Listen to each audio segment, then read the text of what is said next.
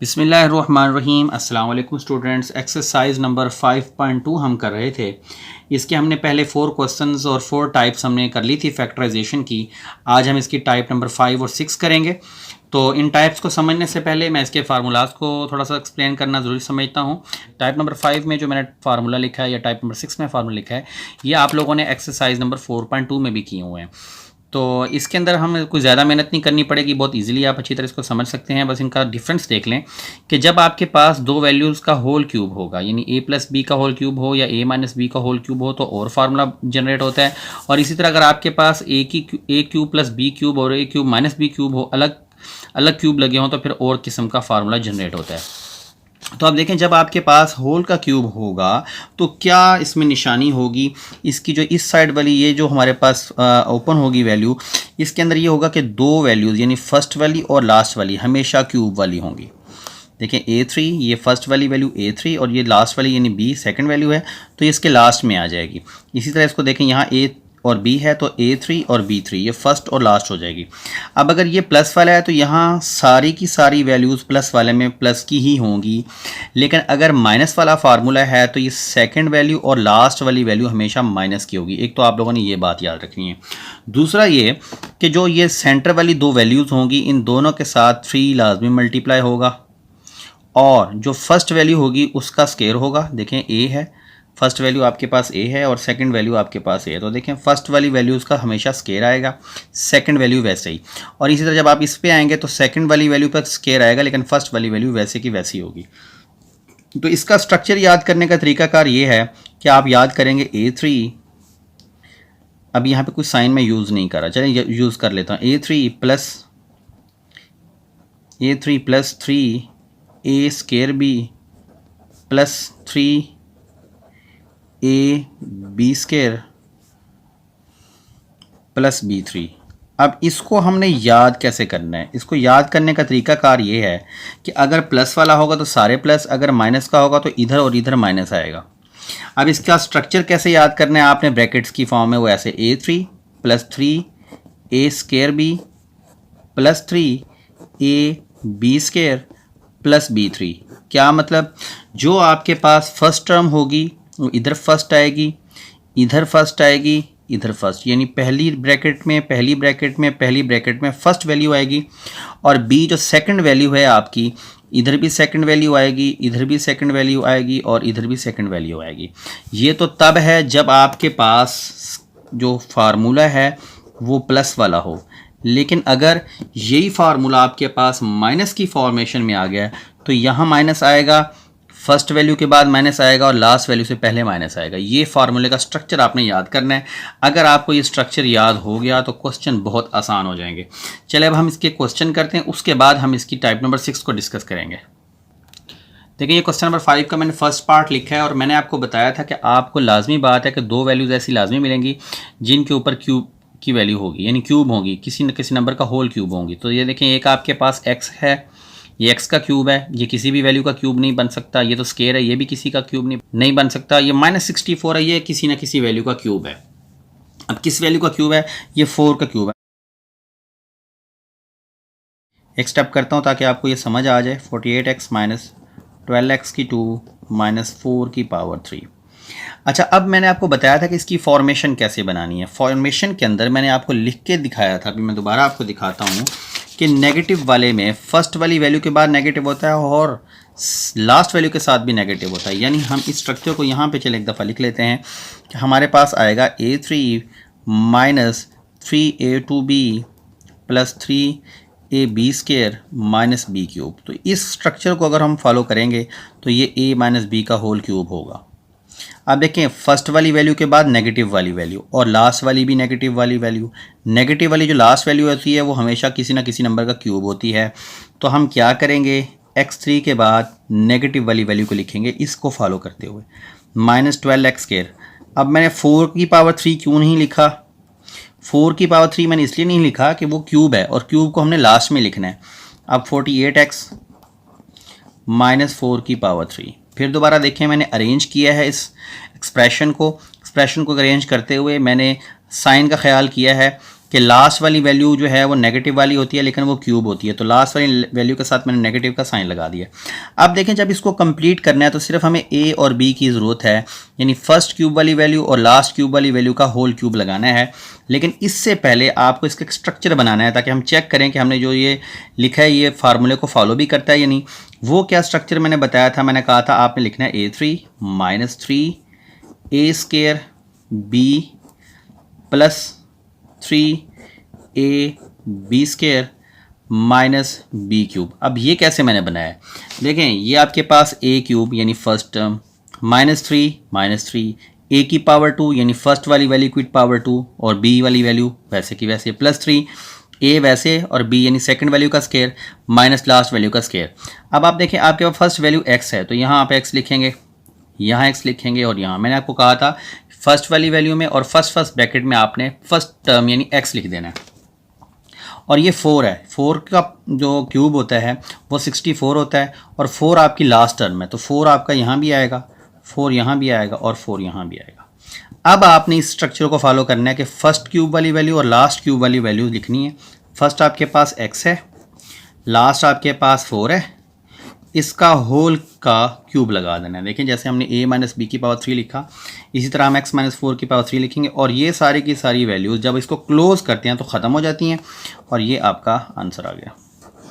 इसका second part देखें, ये भी बहुत आसान है, इसको भी इसी तरह करेंगे। देखें ये 8 जो है ये 2 की पावर 3 होता है तो इसको हम 2x की पावर 3 लिख सकते हैं प्लस 60x की 2 प्लस 150x प्लस 5 की पावर 3। देखें 125 5 की पावर 3 है। बल्कि मैं एक चीज़ आपको बताना भूल गया कि जब आप लोग ये स्ट्रक्चर बना लें, इस स्ट्रक्चर को बनाने के बाद आप चेक करें कि आया हमारा स्ट्रक्चर ठीक भी है कि नहीं। अब वो कैसे चेक करना है, देखें इस वाली चीज़ को सॉल्व करके देखें 4 3 12x की पावर 2 तो ये चीज़ बन रही है, इसका मतलब आपका ये स्टेप बिल्कुल ठीक है। इसको देखें 4 की पावर 2 कितना होता है 16 और 16 को 3 से मल्टीप्लाई करें 16 3 48x तो ये आपके पास 48x आ रहा है, इसका मतलब ये स्टेप आपका बिल्कुल ठीक है। तो आपने हमेशा जब ये स्टेप करना है स्ट्रक्चर वाला तो आपने इसको जैसे हमने लास्ट टाइम स्केयर वाले फार्मूलाज को किया था तो उसी तरह इनको भी आपने चेक करना है। अब इसको हम स्ट्रक्चर बना के करते हैं और फिर इसको चेक करते हैं। देखें इसका स्ट्रक्चर क्या होगा, ए क्यूब या पॉजिटिव वाले हैं तो सब पॉजिटिव आएंगे प्लस 3। ये स्ट्रक्चर आपने ऐसे ही याद करना है जैसे मैंने यहाँ पे आपको लिख के दिया था, बिल्कुल वैसे ही लिखूँगा 3a square B plus 3a B square plus B की पावर 3। देखें जहाँ जहाँ मैंने नंबर लिखे थे उनको ख़त्म कर दिया है, माइनस वाली जगह पे मैंने प्लस पुट कर दिया।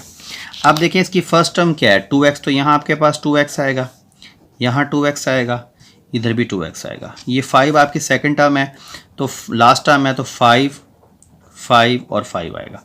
अब हम इसको चेक करेंगे, इसको सॉल्व करेंगे। क्या इनको सॉल्व करने से ये ऊपर वाली 2 टर्म्स आती हैं, करेंगे हम 2 की पावर 2 4 3 और 12 x की 2 और 5 60 x की 2 आ जाएगा। तो देखें 5 की पावर 2 25 होगा, 5 की पावर 2 25 को अगर हम 2 से मल्टीप्लाई कर दें तो 50 और 50 को 3 से मल्टीप्लाई कर दें तो 150x आता है। इसका मतलब है कि आपकी ये वाली चीज़ इसके इक्वल है और ये वाली चीज़ जो है आपकी इसके इक्वल है, ये दोनों एक दूसरे के इक्वल हैं। इट्स मीन आपका स्ट्रक्चर बिल्कुल ठीक है। अब हमने क्या करना है, अब सिर्फ हमने ये 2 टर्म्स, ये जो क्यूब वाली 2 टर्म्स हैं ये दोनों हमने यूज़ करनी है। हम लिखेंगे 2x और 5 सारे प्लस के, इट्स मीन प्लस वाला ही फार्मूला है, इसकी पावर आप 3 लगा दें, ये आपका आंसर आ गया। नेक्स्ट पार्ट की तरफ चलते हैं।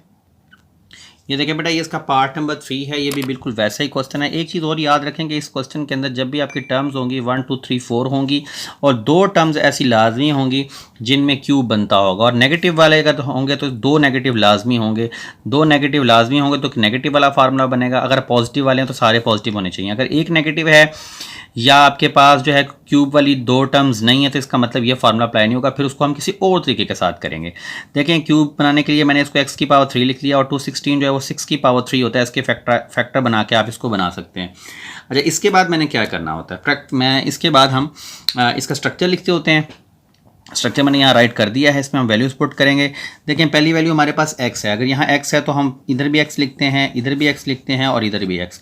दूसरी जो लास्ट टर्म है वो 6 है तो इधर भी 6 आएगा, इधर भी 6 आएगा और इधर भी 6। अब हम क्या करेंगे, फर्स्ट टर्म और लास्ट टर्म लिखेंगे और साइन क्योंकि नेगेटिव वाला फार्मूला चल रहा है इसलिए हम नेगेटिव लगाएंगे और 6 लास्ट टर्म लिख के इसका होल क्यूब लगा देंगे, ये आपका आंसर आ गया। नेक्स्ट पार्ट की तरफ चलते हैं। ये इसका पार्ट नंबर 4 देखें, इसमें भी आपके पास 4 टर्म्स हैं और नेगेटिव भी 2 हैं। इसका मतलब यही फार्मूला इस पे अप्लाई होगा, लेकिन इसको हमें पहले अरेंज करना होगा। हमने पढ़ा था कि हमारे पास जो फर्स्ट टर्म होती है उसके साथ नेगेटिव वाली टर्म लगाते हैं, लेकिन ये एक क्यूब वाली वैल्यू है, तो क्यूब वाली वैल्यू को हमें लास्ट में रखना है। यहाँ पे तो लास्ट में क्यूब वाली वैल्यूज़ नहीं है। सबसे पहले क्वेश्चन में क्यूब वाली वैल्यूज़ ढूंढ लेते हैं ना हम। तो ये देखें, ये भी क्यूब वाली वैल्यू है, ये भी क्यूब वाली वैल्यू, ये क्यूब वाली वैल्यू लास्ट में जाएगी। तो हम इसको लिखेंगे 8x की 3 प्लस -60x की 2y प्लस 150x y की 2 और -125y की पावर 3। अब हम इसको लिख सकते हैं 2x की पावर 3, ये वैसे ही लिख देंगे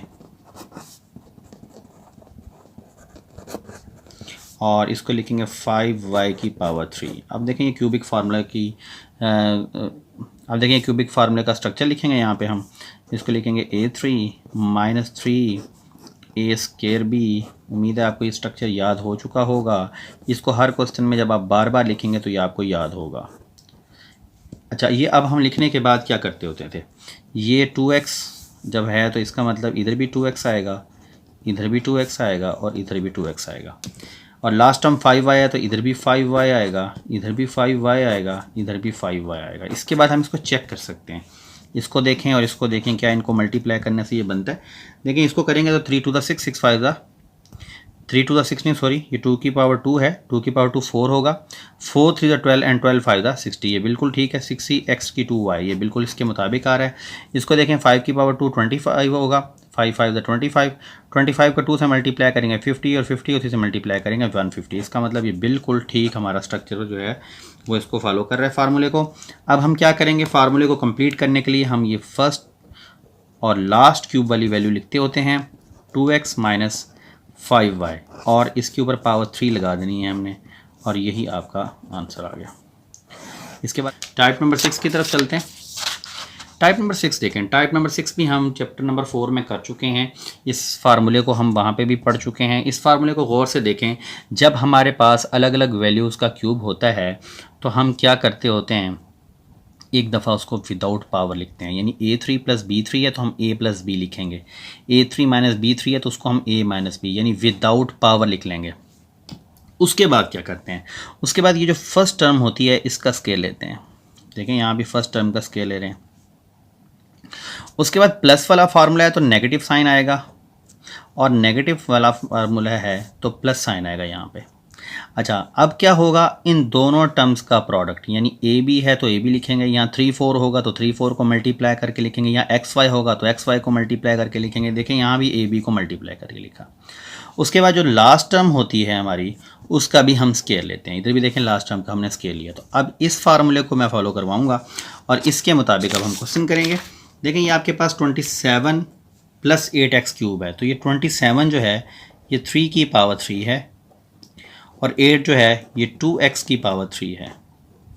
तो हमने भी पढ़ा था कि जब आपके पास होल क्यूब आ जाएं अलग अलग दोनों के, 3 की पावर 3 अलग है और 2x की पावर 3 अलग है, जब इन दोनों का अलग अलग क्यूब लग चुका है तो पहले हम इसको विदाउट पावर लिखेंगे।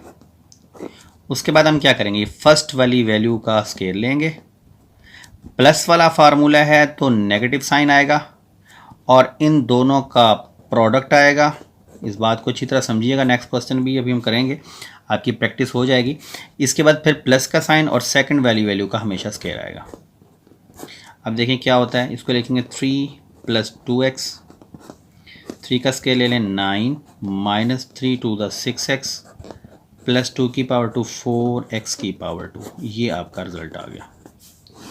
नेक्स्ट पार्ट को देखें, ये भी बिल्कुल ऐसा ही है। 125 को मैं लिखूंगा पहले 5x की पावर 3, 216 जो है ये 6 की पावर 3 है। अब ये कैसे पता लगेगा ये 6 की पावर 3 है, देखें अगर 216 की फैक्टराइजेशन आप कर लें तो 2 1 the 2, 2 8 the 16, 2 5 the 10, 2 4 the 8, 2 2 the 4, 2 7 the 14, 3 9 the 27, 3 3 the 9 और 3 1 द 3।